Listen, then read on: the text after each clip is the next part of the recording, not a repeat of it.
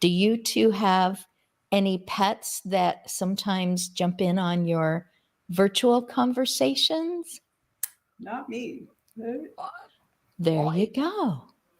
I did. I used to use our dog, particularly when she was a puppy. When I was doing the Zoom mates call, so I was calling in during COVID, in between the window therapy times, and our dog used to feature heavily in meeting the elders and joining our conversations, which was really fun. Yeah. Yeah, it was very There sweet. are times when I'm more tolerant. I don't want the dog to bark because then I have to mute out or something like that. But half the time I leave the cat wandering around and the dog is under my desk on my toes. Because 9 a.m. in the morning just seems to be a very quiet, relaxing time. It closes the windows so that there's no beeping of trucks or barking of dogs. And but sometimes, and I've said this probably twice now on live stream, that there was one day that I specifically chose people who live in different time zones around the planet. So I did have a different person in Malaysia who said, I did something new today. I put on my makeup at midnight for this show. And I hear that it's good as you age to try new things. So she was quite animated and excited. And I thought, hoy, what is she going to be like tomorrow? And the cat jumps up, and here we are just going in and out of beautiful dialects and people talking about their backgrounds of people. And it was all because it was in March was International Women's Day. So I had people around the planet, and up jumps the cat, and I hear this kitty, and I'm going, oh no, it sounds the same in every accent. Kitty. That's so and Cayman true. was, the tails going back and forth during it, and I thought, this is just fun. I was grateful that so many of those people were willing to jump in on that day. It made it exciting for me. And yes, we talked about aging. I love it when people talk about their own aging, but it's not creaks and groans. It's about, I'm so glad that I talked about this with my kids because I really learned it from, watching maybe a grandparent who just seemed to be, I don't know, content maybe with every stage of life. They found contentment and they found good. And so I'm just really trying to, mimic that and be that kind of person as I age with my kids. Stories like that. But I specifically hunted down Maury. Like I was in the bushes and trying to just, pop a few more hints of going, we'll do this anytime that works for you. Maury, have you had your morning breakfast? It is close to dinner time for us. I've had my coffee. I'm actually not very well today. I've woken up yesterday quite unwell, but I've got a very energetic spirit, so I can push through a lot of things. You're pulling it off well, Maury. Thank you. I'm going off camera. So I've had coffee. I haven't really felt like having breakfast yet, but I'm not hankering. But when I do, I will be having toast with a smidgen of a eggplant cassendi paste, and then I'll be having avocado with fresh tomato. That's what I'll be having this morning. That sounds delicious. Avocado toast is quite popular, but the eggplant intrigues me. Okay, Judy, I guess we're talking about food. Any particular food plans in your mind when he talks about that? Or do you remember your last avocado toast? Actually, I don't think I do. If I'm in Sandpoint, Idaho, I have avocado toast. There's a really good organic cafe there that serves avocado toast. But Sandpoint. I'll keep that in mind. When I was 19 and I married and moved to LA, There was an avocado tree in the backyard, and you could not escape that property. If you dropped by the front door, you got a grocery sack full of avocados because that thing was huge. It must have been 70, 80 feet. You know, it was a very mature avocado tree. So we handed out avocados in grocery sacks. So wow. I probably know more ways to eat avocado. It's funny because I worked at an avocado orchard when I was traveling in North Queensland. You know, we're part of my hippie mecca around Australia. And I never got sick of avocados. There are so many things you can do with them. They're incredible. Yeah. I love them. Cut it in half, take out the stone, and eat both halves with lots of salt and pepper. And vinegar. Well, we sometimes put balsamic vinegar and vinegar. Balsamic vinegar. Yeah. Soda crackers. You're plain basic soda cracker with lots of pepper and lots of avocado smashed on it. I love it. Yeah. Margemite. Yeah. Right. So this show today was brought to you by avocado. Right.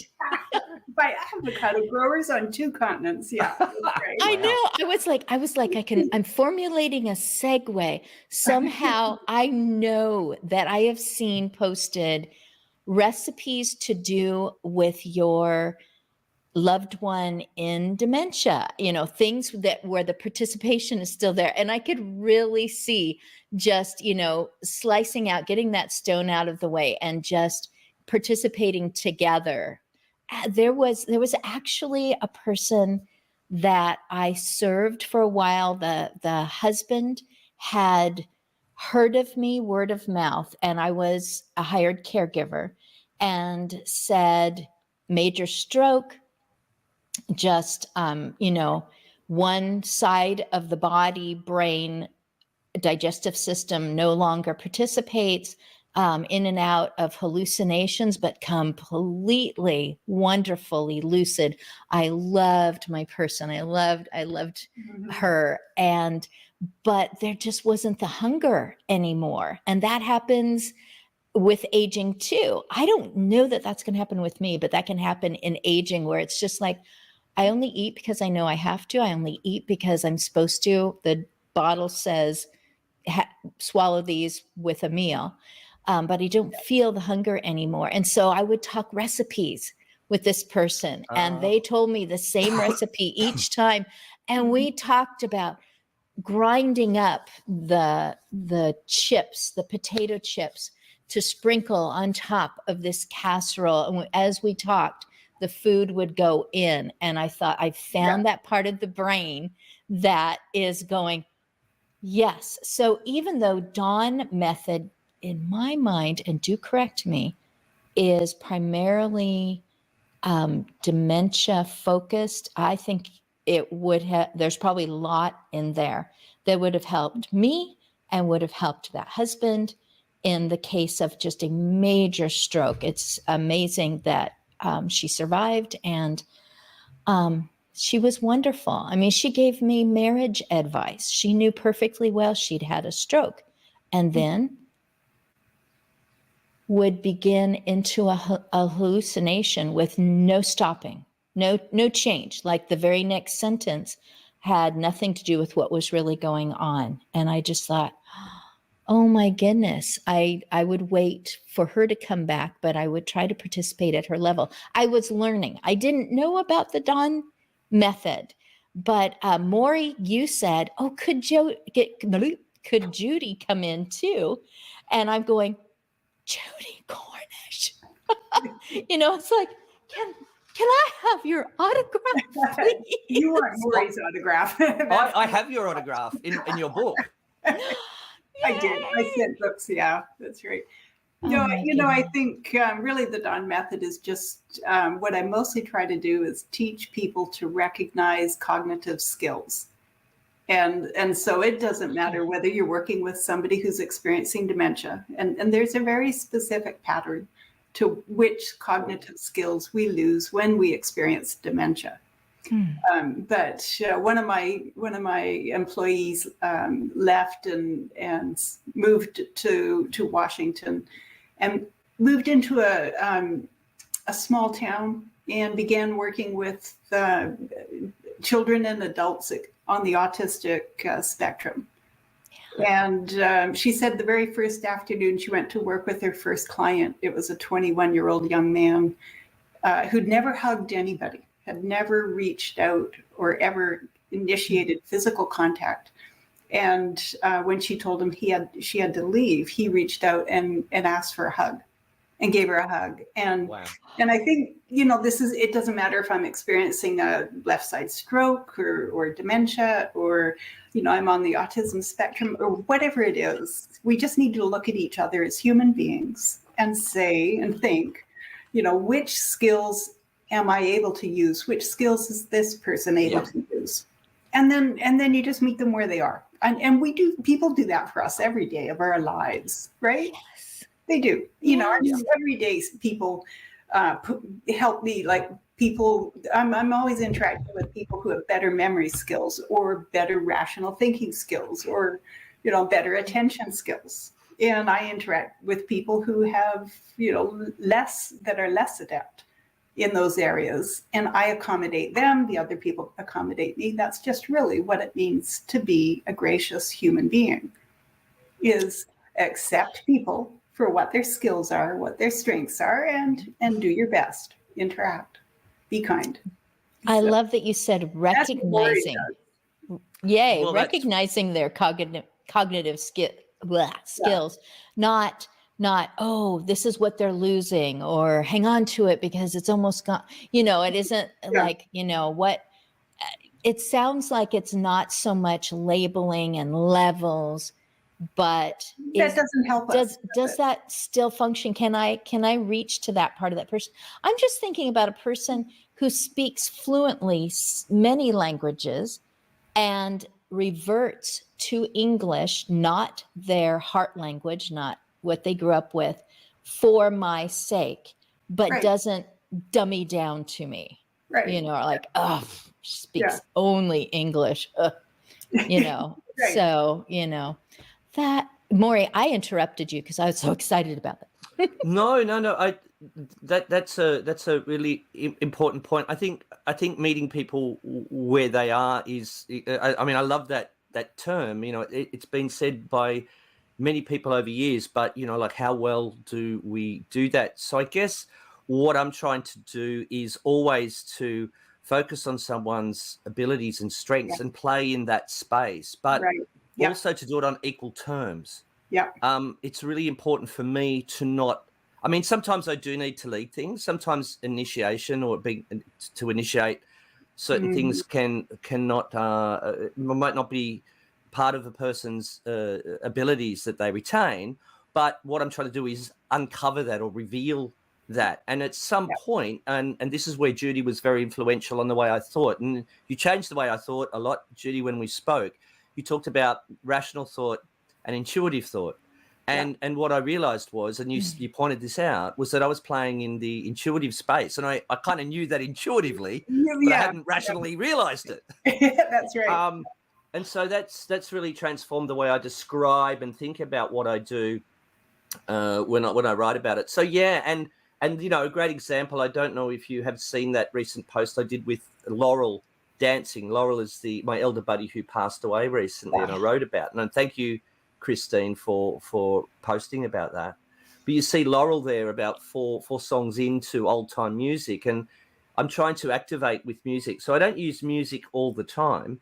But music is a great activator, and as Oliver Sacks said, music activates all parts of your brain. There's so many components that it ignites, and so it activates people. But Laurel used to play the piano accordion, so music's really in her body, and you can see when I play with the tempo that she changes. She does big finishes, and pretty soon she's picking up social cues, comic cues, and emotional cues, and all those cues are still there. It's just, how do I reveal them, or play with them, or ignite them? And so I really, really began to think more about the intuitive space more often, and trying to drag people from. I think if we think about why people, I work with people that are rejecting social interaction. People that are largely in their rooms and won't come out, don't want to participate, and there's millions of reasons why people might do that as a response to either going into aged care or whether it's dementia. And I think that I always think, and Judy, you might have an opinion on this, I always think of dementia as it's kind of could be an existential crisis, like it's a crisis of nothing makes sense in the way that it once did. So I'm trying to provide a sense of familiarity in my tone and my manner and my approach that I know you. And they'll say, do I know you? And I say, I think we met a little while ago. I'm not sure. And I sit in the same space as them. So I'm not telling them what they learned. And I think that familiarity and that safety, it moves them from the old part of our brain where the amygdala is in fight or flight in that defense mode and brings it to the forward part of the brain. And so other things are revealed. I don't know, Judy, what do you think about that moving from the old brain to the new brain? Yep, because what happens, and I'm probably grossly oversimplifying, and I hope I am, because I am not a neurologist and I intend not to be one until I get. That's on your CV, isn't it? Neurology. Yeah, I wish. But okay, so in very simple terms, we have an amygdala, old brain. And my friend Priscilla reminded me early on, she said, Judy, never forget that the amygdala is screaming out, am I safe? 4 times a second from before birth until the moment you draw your last breath. It never stops. We're talking 4 times a second. Then, okay, so how does the human being ever cope with life? And the way we cope is we've got rational thinking skills. And what your rational thinking skills are doing is taking the very small amount of information that the corpus callosum allowed to pass from the intuitive thinking skills. Now, the intuitive thinking skills are inductive. That's your all the sensory information you run into. You don't have to work at it. It's whatever you can see, hear, taste, smell, touch. It's all coming in. That's intuitive thinking skills, unfiltered, no limit. Absolutely induction. All of it's coming in from birth until death, actually before birth. Okay, so then the corpus callosum isn't allowing information to go to the rational thinking skills. It's slowing it down. It's preventing.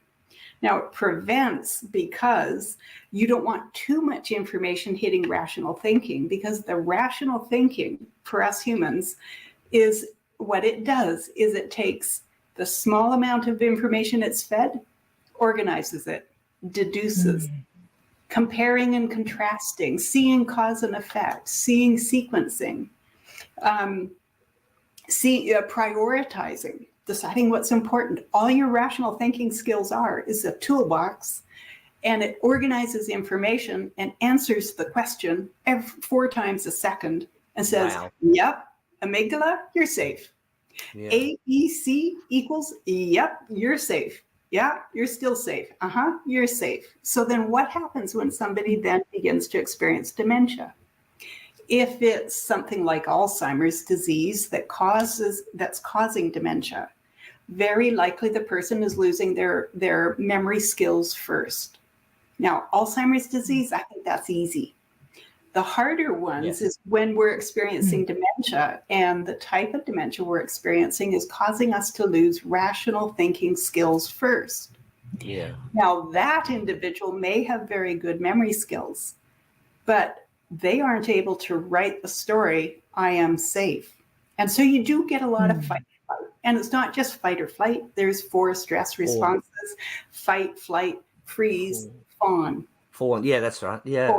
4 Fs, the 4 Fs of stress. And this is mostly coming out of our latest research in social work. If you're now attending university to get a degree in social work, you're going to be taught not fight and flight, but the 4 Fs of stress. Okay. What was the 4th one again? Fawn. And that's what I heard you say. Yeah, fawn. Yeah. So fight is you're going I'll physically demonstrate each one. You said them. Yeah, the fists are up. Okay. Now flight means I'm out of here. No thought. It's just gone. Freeze is nothing. Everything shuts down. I don't know what to do. Don't know what to do. Right. But fawn is kind of like Stockholm syndrome. And which of these we flip into is going to depend upon earlier life experiences, personality, and recent events, and how at risk we feel in the moment right now. So the person who has deduced, their rational thinking has told them they have no chance of survival, that person will go into fawn and begin to try to cooperate with whoever the aggressor is to survive. And these are old, you're right, this is old brain stuff. But, so when I begin to lose, let's say I'm experiencing dementia that's the result of FTD, or maybe a traumatic brain injury, a bad reaction to an anesthetic, Korsakoff syndrome, cardiovascular disease, any of these, I am most likely to lose rational thinking skills at least as quickly or sooner than my memory skills. Now, that means I'm less likely to get diagnosed soon. And that means I'm going to be exhibiting the greatest amount of my natural 4 F's of stress, my stress reactions. And part of the things that one of the key things that we lose when we lose our rational thinking skills is that word that Maury said. He said, I initiate. What does it take to initiate? So let's think about it. Let's say I've begun to experience dementia. My husband wasn't able to care for me at home. The years have passed, and for whatever reason, I need to go live in a care facility. So there I am, and Maury hasn't arrived yet. I'm sitting in my room. And think about it. There's things that over my lifetime I have devised that I like to do. And this is my self-care. Let's say when the going gets rough, I get a cup of tea, right? I'm Canadian. Okay, so if anything, you need a little bit of time, you got to think something out. It's difficult. I'm going to get myself a nice hot cup of tea. Or maybe a person likes a hot bath. Or maybe a person likes to take a walk. When they start feeling stressed, they go for a walk. We all have these activities that are self-care. Now, if I'm experiencing dementia, if I've lost my memory skills, the day comes when I no longer recall not only how to make a cup of tea for myself, but also that I even like it. Yeah. I remember the day one of my clients forgot that every night before bed, she took a hot bath.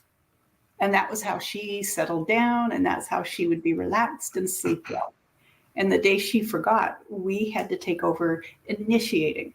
But initiation itself takes rational thinking. You have to be able to be sitting. Here I am. I'm sitting in my room. Maury hasn't come yet. And I'm sitting there thinking, I just don't belong here. Nothing looks familiar. I don't recall how I arrived here. It's really scary. When I tried to leave, everybody got mad at me. So I'm just not going to leave the room. I'm going to stay put. Yeah. Now, what am I going to do? Well, I can't plan because I've lost my rational thinking skills. I can't anticipate. I can't see sequencing. I can't say to myself, okay, I feel at risk. I don't feel at home.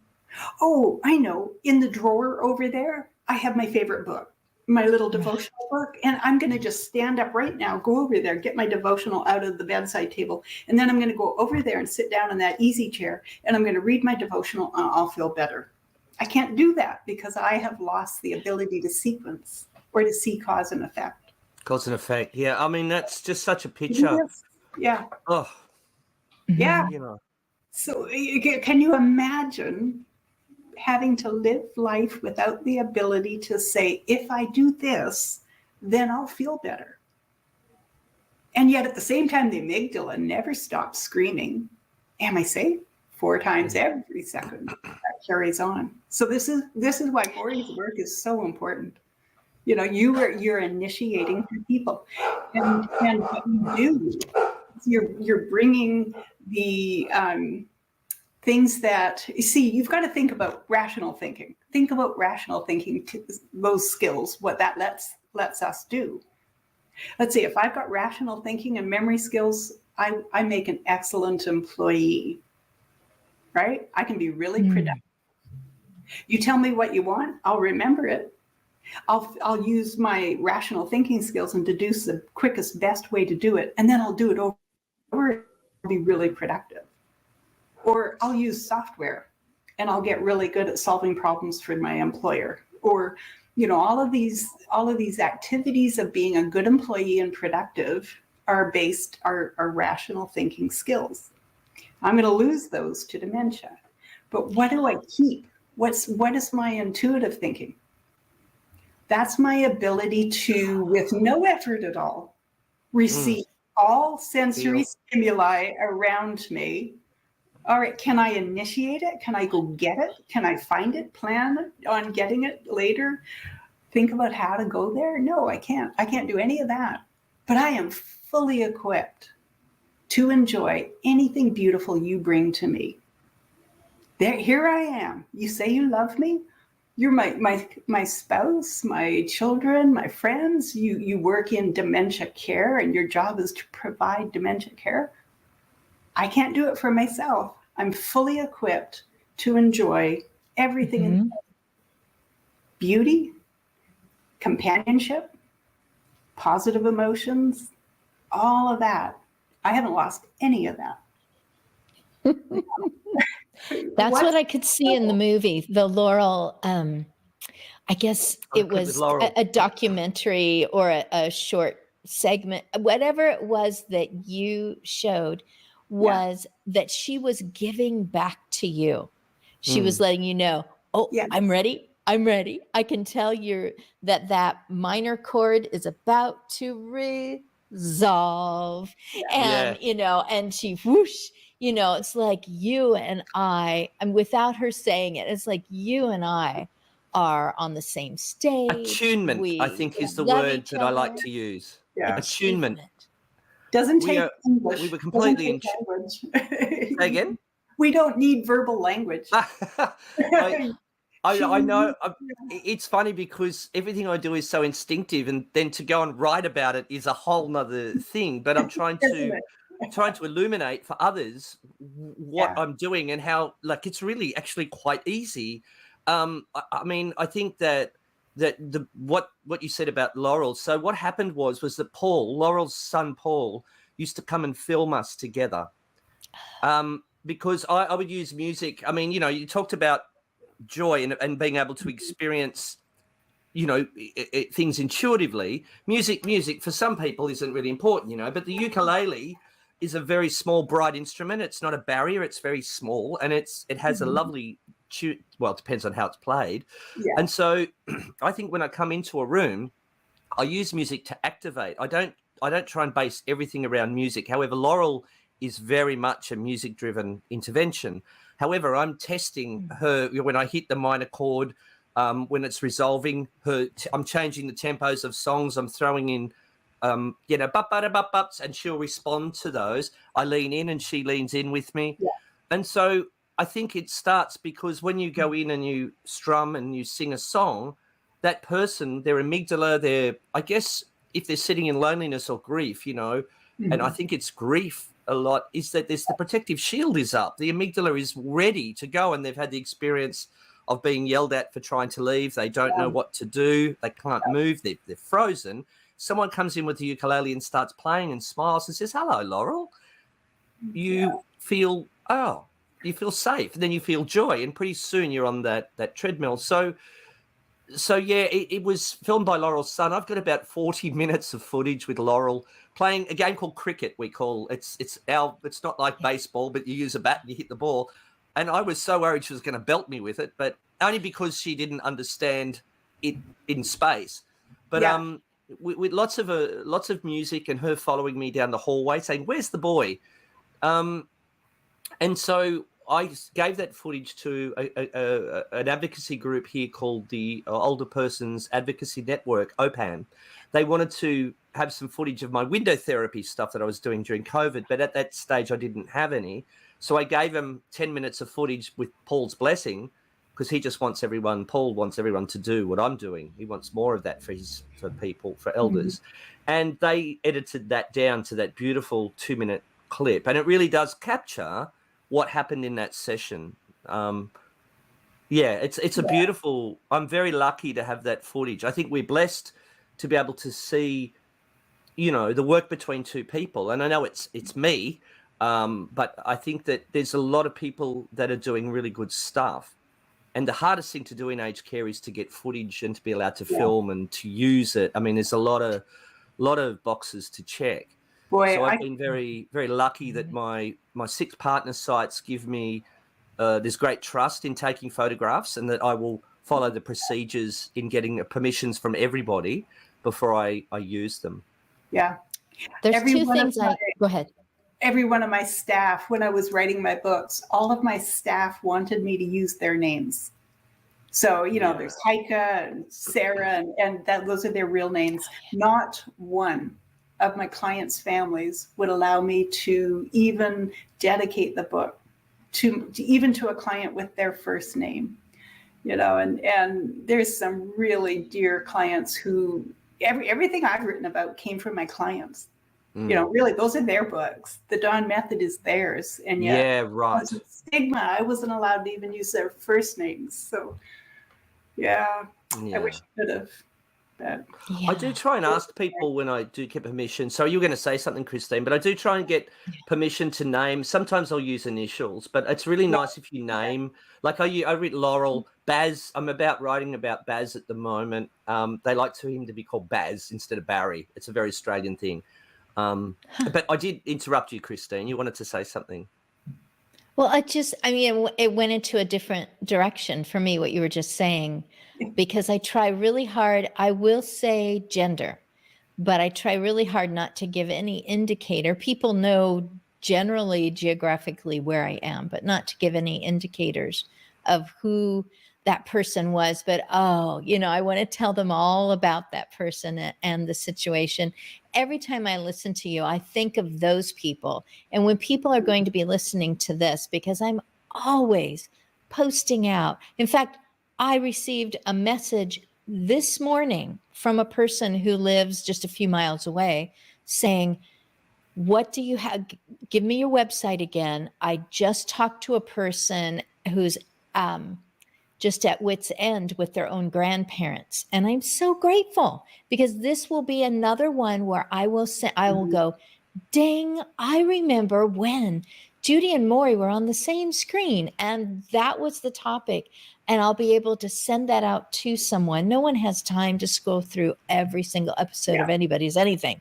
But to be able to send one thing and go, even if you just go to the middle of it and listen on, just resources, links, contact information, something that sounds familiar, going, I didn't know, because we don't go running out in the streets with big signs saying, today, my loved one thought they were on fire, or last night they woke me up and started talking about things that I didn't know if it was a hallucination. I didn't know if I medicated them incorrectly. I didn't know if they bumped their head, and that's how the night went. We don't do that. We keep privacy, and we also are kind of feeling like I don't want other people to know what I'm dealing with. I want to kind of have my normal side, or I don't want someone to criticize. They think you're not doing it right or whatever.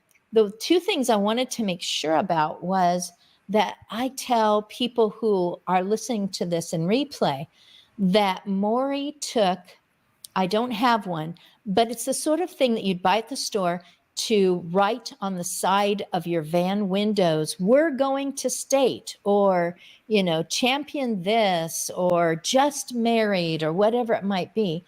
Maury took that and he drew a circle, and then just a space away, he drew another circle on a window, the window of what I call the hallways, the places where there are rooms after rooms with people who are being looked after and kept safe. He made a little nose bridge in between. I think there might have been earpieces sticking out. That would be up to the creativity of the person. They could even add a nose and a little mustache if they'd like. And then he came right into it. And interacted with a person, perhaps they remembered him, possibly they did not, but there wasn't anything frightening about a head tilting back and forth and putting the eyes there. And here came the intuitive mimicking, putting the eyes up there too, for someone who's like, they don't even know who I am anymore. I've been there. It was many decades ago where I thought, why even go visit? It's like we don't exist, or all that happens is maybe some kicking from the wheelchair or something. I didn't have the skills. I didn't have the training. I didn't have maturity to go, wait a minute, there might be a way. But Christine, you know what it is? We don't have the skills, we don't have the training, but we don't have the knowledge. In the United States, we have separated. The generations live apart. I think every time I talk to a family, if I have two siblings, on Zoom or in the office, it takes less than 20 minutes before at least one of them says, yeah, but she's old, he's old, so shouldn't she be in a senior care community? And the answer is no. They ought to be in a family. Your family, their family. That's where we should be. The question, and so I'd say back to people, do you have children at home? Well, that's a 6-year-old. Shouldn't your 6-year-old be with other 6-year-olds in some kind of a community for 6-year-olds? Our children shouldn't be in their families. They should be in institutions for children, right? Because then you can keep them safe. And, this doesn't make sense. You say it about children, it doesn't make sense. The Brits did that for a couple hundred years and it doesn't work well. You take your children. What's that called? You're sending them away to a boarding school. There we go. Where everything is at their level. And they're all professionals, so they'll take care. Now, I'm on both sides as far as where does your person need to be, or where do I feel that I need to be? In a situation, maybe projecting to the future, or maybe if I'm able to rationally think through what's going on with me. Here we sit. In America, and we're trying to talk to ourselves about whether it's appropriate or not for older people to live in senior communities. And, this wasn't something that humans talked about until recently.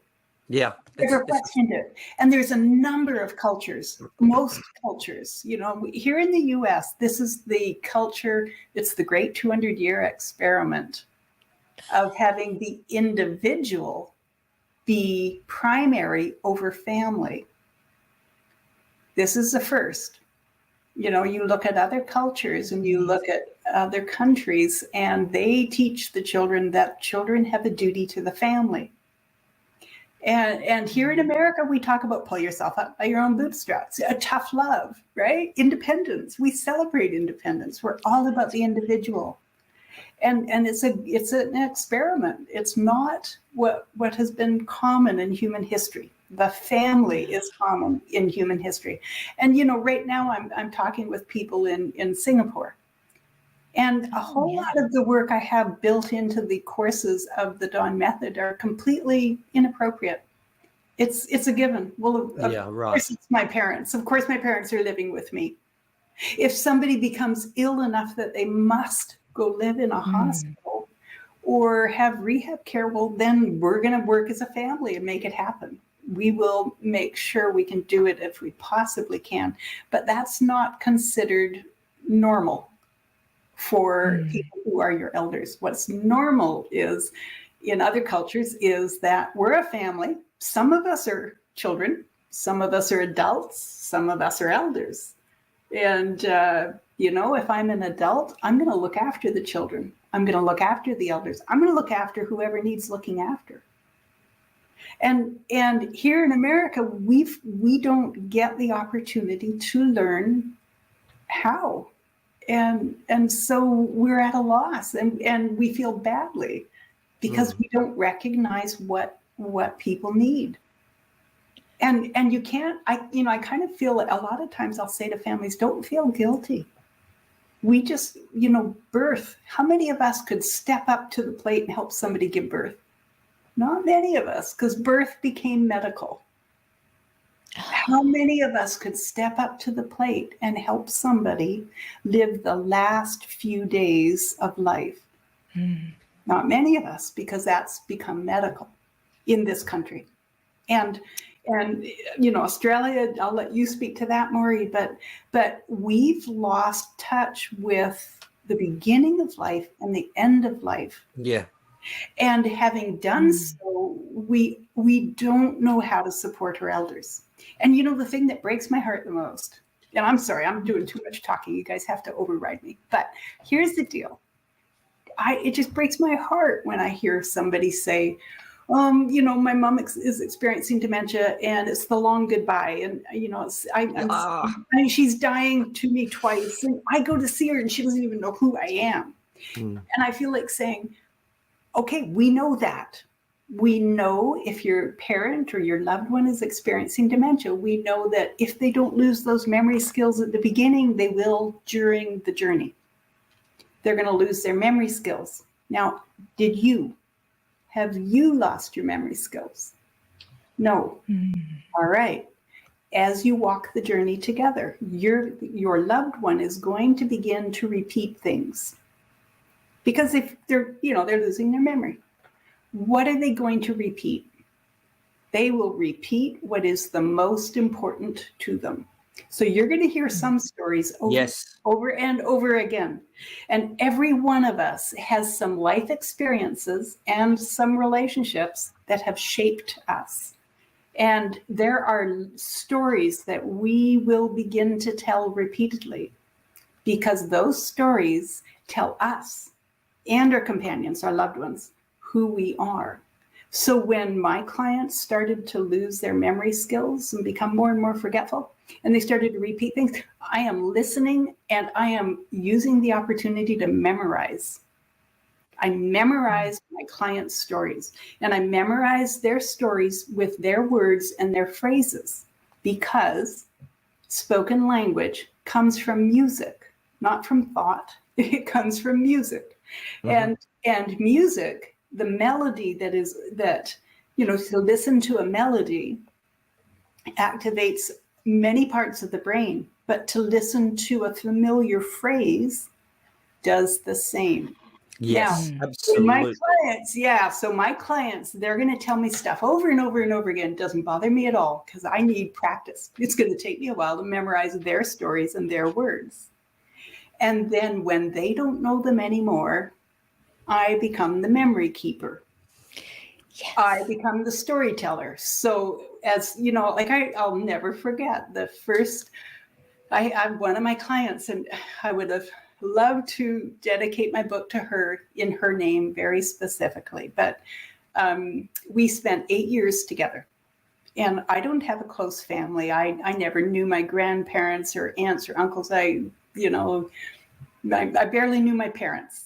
And so I spent 8 years with her, and she had been diagnosed with Alzheimer's a decade before I met her.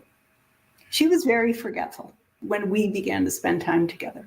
But the last few months of her life, I remember going to the adult family home where she was living. And I walked in, there's a new caregiver. And she says, "Who are you here to see?" And I said, "Oh, I'm here to see Mary. I know the way." And she says, "What, Mary? That's a waste of time. She hasn't spoken in a week. She won't know who you are." And I said, "That's okay. I know who I am and I know who she is." And she said, "Oh, you should come see some of these other clients. They're really lonely. They'd appreciate some, but Mary, she's not even going to open her eyes. She's in fetal position. She doesn't eat, really it's a waste of time." And I went into Mary's room and I got a chair and I pulled the chair up so that I could see Mary's face. And if she were to open her eyes, she would see mine. And I didn't touch her because she doesn't know who I am. And if she doesn't know who I am, how dare I touch her, reach out and touch her? But I sat down where she could see me and I said, Mary is Judy. I'm your dear friend, Judy. You and me, we love each other. Oh, let me tell you. Let's see. We got to know each other 8 years ago. It was a little more than 8 years ago. Oh, you were out watering your tomatoes. I came across the street and I started to tell her our memories. And after a minute or two, one eye opened and she kind of looked at me like she couldn't believe what she heard.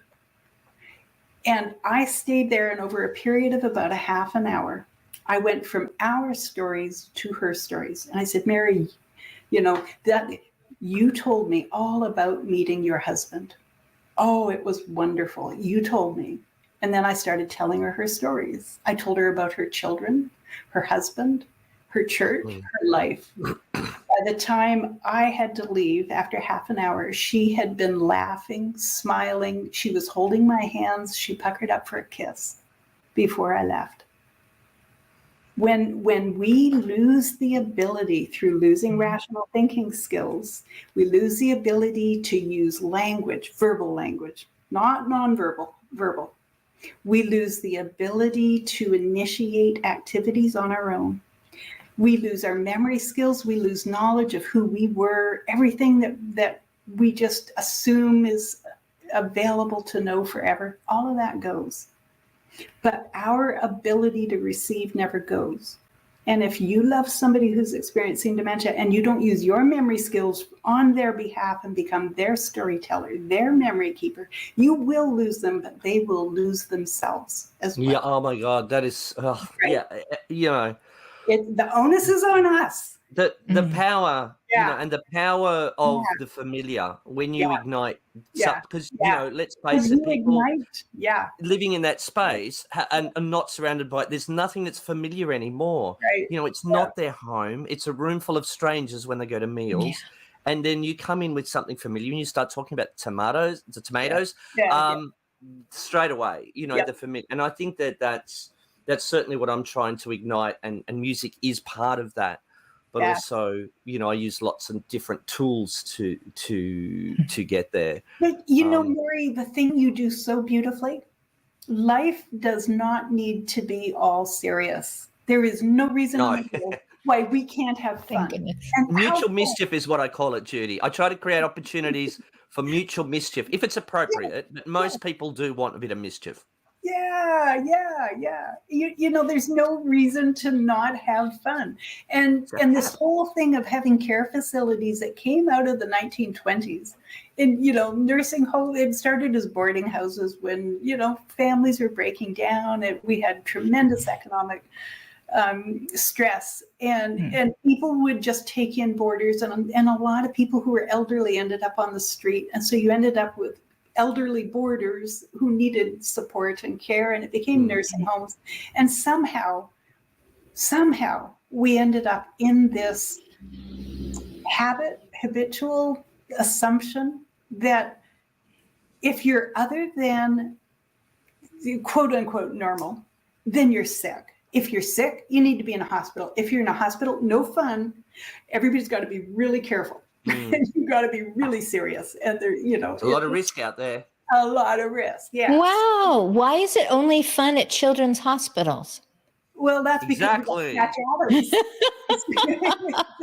Well, they need to still have a chance to be children. And I'm like, I'm trying to figure out the age where you're not supposed to when he's have fun and distractions. Play is meant to go throughout our entire life, and it's and I think the greatest, for me, one of the forms that I like the most, and just thinking about, you're talking about familiar phrases, is banter. So for my father, as my father rapidly progressed down the path of vascular dementia, he was what we call, I don't use the term wandering, but people would be familiar with that. I use the term searching. He was searching for familiarity, I think, searching for comfort. I would walk with him, and he was a storyteller. So he was known for you'd say, "Where are you going, Dad?" And he'd say, "Pretty good, thanks." "Dad, where are you going?" "Up on the roof to mow the lawn." So I would recount those phrases with him as we walked. I would tell the stories. We had a pet turkey when we were kids called Din Din. Now, Din Din is obviously short for dinner. Dinner. Yeah, we didn't know when he named our pet turkey Din Din that's what was going to happen. And Din Din went missing. We came home and the gate was open and Din Din was gone. The dog was there. The cats with the turtle was there. The chickens were there, but Din Din had escaped. So we put signs around.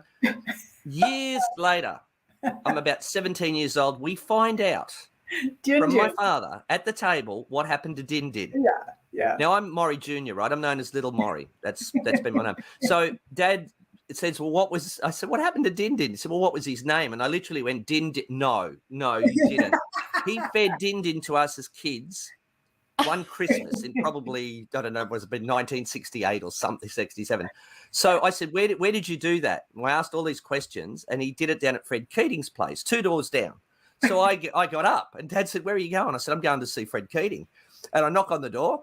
Fred Keating opened and said, oh, g'day, young Maury, how are you? I said, I've got a bone to pick with you. And he hung his head. And he said, Pun intended. He knew that one day I would confront him about cooking our turkey. So that story is a family anecdote. It lives on in our family to the point we don't give Poppy your pets because he'll feed them to you. So when my father walked and was looking for familiarity, I would talk to him about Din Din the turkey, and he would stop and he'd say, he looked up at me. I said, don't describe it to me, Dad. I would walk and I would talk about whatever happened to Maria Brown. Now, Maria Brown was the woman that broke his heart when he was a young man. And we would talk about the stories. And as you said, Judy, using his phrases, using his stories, I was just recounting the stories he sat on the end of the bed. Dad never read one story to us from a book in his life. Instead, he told us stories about growing up on a farm with 12 kids, losing his father age 3 and what he used to do on the farm. So my dad was a storyteller. And that's probably where I get my love for oral history and oral traditions from. Well, it definitely is. Yeah. And so, Judy, it's really interesting that you talk about that familiarity and the musicality of language and the phraseology of it. And it's a pattern. And I think that one of the things that we do see when we're with someone that's experiencing dementia, they lose the ability to initiate. But if they were a dancer and if you pick them up and you hold them in a position and you move, bang, they're off. Right. People can't talk, but they can sing. It's a pattern, and it's a joyful pattern. It is. Judy, I'm going to say what I should have said. I'm going to ask each of you to give your contact information because it's wonderful to hear all this. But if somebody wants more and they want to know more about you. So my big announcement is that I am putting on, and it's on the ticker at the bottom of the screen, I'm putting on an in-person event in about 3 months. I don't know how close you can get with this, but I'm calling it Convergence, and it's in October. And the reason why I'm doing it is that my husband said, you should have a conference. Okay. And as I've talked to people about it, each time their endorphins go up and they're like, oh, you should have so-and-so. Oh, I could come and do this. So I'm doing it right here in Independence, and you're not too very far away, Judy. Maury, I can't do that. I can't do that to you. The jet lag alone would do you in. But it's just an opportunity for people to come together. There's more, and there's going to be more on the website, which is convergence-experience.com. That's my little plug right there. Convergence-experience.com. Maury, what about you? When people want to see some of those videos or they want to get in contact with you, where should they go? I deal pretty much through LinkedIn. There are contact details there, but you have to unearth them to get closer to me. What I might do, though, that clip of Laurel is available on Vimeo. I might send you that link. Good. I'll post it when I send it. And you can actually download it. So, and if people like to use it or look at it or analyze it, that's what it's there for, to, like to share. So pretty much contact me via LinkedIn. I'm active on it a lot. So, you can get me through there. And I've got posts and things I've written. I try to write original content, as much as I can and share the stories. I've got one coming out next week. It's a little bit about involving families, staff, and the elders in a bit of mischief. And that features Baz. And also I've got, I think maybe you both have helped vote for me. I next week find out if about the Golden Pineapple Awards. Yeah. I've been nominated, for those who don't know, as Person of the Year for my work in diversity, inclusion, and equity. And I'm the only person in 7 categories from aged care. So it's an important advocacy role. That is so the whole dementia, loneliness, isolation category, you're like the only one in that category. There's a lot of other categories that you would think of, but I think you should win. Oh, well, there's the thing about it is that everyone should win, because all the people that have been nominated do exceptionally big-hearted work, and that just being nominated and standing alongside those people is a win already. Yeah. But having said that, there is no one from aged care represented in the diversity inclusion. I mean, we focus a lot on gender, on race, religion. We need to do that. But our elders, we're not doing enough. Yeah. Society and was elders, talking about, it's and you're talking everything. about. It's We're all not those doing enough. categories together. We got to do better. They're our elders. They're here. Yeah. They are here for us to learn from. They hold our history, our knowledge, how we got here, why we interpret things the way we do. Yeah. And that's why I use the term elder. Because they are that's us where they sit. then. Yeah. We're all elders in the making, as a good friend of mine says. Elders in the making. Yeah. Very good. Nicole Smith says that. She's someone you should talk to. But anyway, how do you contact Judy? Yeah, that's it. Okay. Well, I'm on LinkedIn, but the Dawn Method website. So it's the Dawn Method. Dawn is DAWN, and it stands for Dementia and Alzheimer's Wellbeing Network. That actually, you can probably it used to be you could Google Judy and dementia and I came up, but I don't know. I haven't checked. So, but the Dawn Method it's everything's on the website there. We've got training for families as well as for professionals. I actually do a lot more work outside of the United States than I do in. So yeah, funny. Yeah. Wow. Yes, you were mentioning Singapore. You know what? Yeah. I'm off to a baseball game with the family. Yeah, can see that. Yeah. So, I guess we need to know what things, if one day I come in at you with the ukulele and you're sitting in a strange room, do I talk baseball to you? Is that what I do? No, definitely singing. In fact, I did a thing like a year and a half ago of what would be my favorite things if I was in a community, if I was placed myself into a community that would provide for my needs, what had to be there. And that was just an open-ended question. And my own answer included karaoke. I have never participated in karaoke, but boy, do I love to feel like I'm up on a stage and feel like, I'm all in there with a crowd of people and we're all going to sing the last verse of the song together. I probably would do very well in public houses or pubs, kind of a thing. One more round. I don't play any instruments at all, but I definitely love to sing along.